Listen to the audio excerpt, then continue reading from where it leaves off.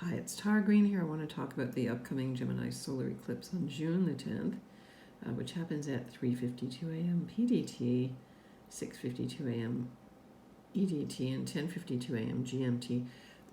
So we're in the eclipse cycle for the beginning of the year. We've just had that Sagittarius total lunar eclipse. This is not a total solar eclipse.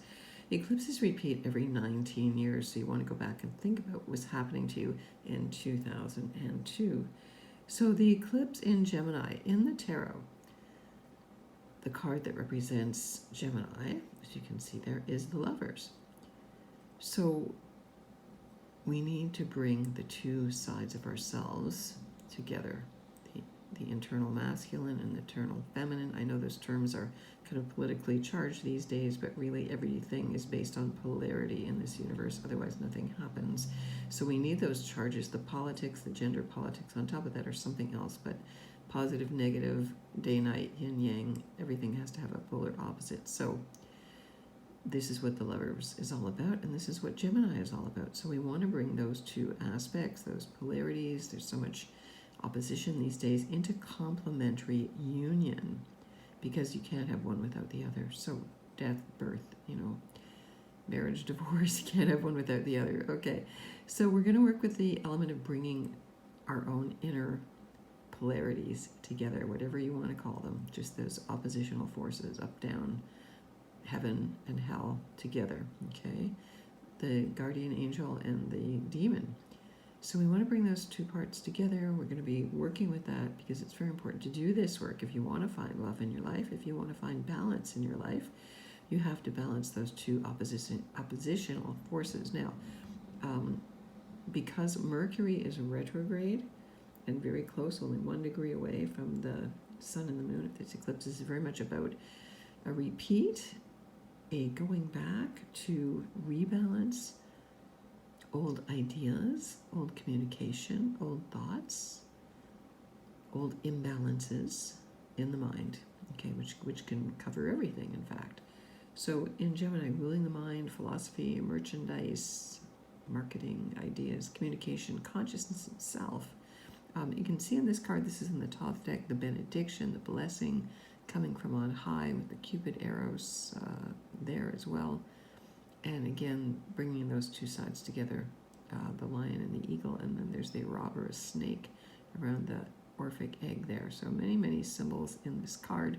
We're going to bring together all of those. The other major aspect of this eclipse, besides Mercury retrograde indicating, because it's a North Nodal eclipse, we need to move into Gemini. The North Node is at 10 degrees of Gemini, and that is why this is a North Nodal eclipse. So somehow rebalancing the old but with the new, we may not see the results until the total solar eclipse on December the 4th, which is in Sagittarius at around 19 degrees. 12 degrees, I believe it is, 12 degrees. Now, this eclipse is also squared by Neptune in Pisces at 23 degrees and the asteroid Athena. But mainly Neptune here means we're looking through the veils of illusion. We're going to be looking through and examining all the lies, all the half-truths, all the falsifications, all the misinformation, all the fake news. It may be harder to see, but it feels like it may be a big opportunity to get some clarity here by looking at things through the looking glass, is what's coming to me, through the looking glass, through totally different perspectives, looking at things holographically, really examining our belief systems, religion, gender politics, all of those things that are going on. So we're going to really deeply go through that. The South Node has Juno, the feminine form of genius, conjunct to it. So Juno is very powerfully poised to bring that multi-dimensional aspect. She's very close also to the great attractor, 2 degrees away.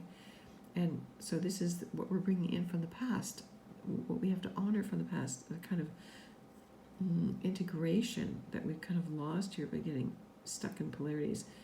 The asteroid goddess Vesta is also very important here. She's also at 15 degrees, just like Juno. So 15 degrees stands out here as the middle degree. Vesta is the god of investments, the goddess of investments.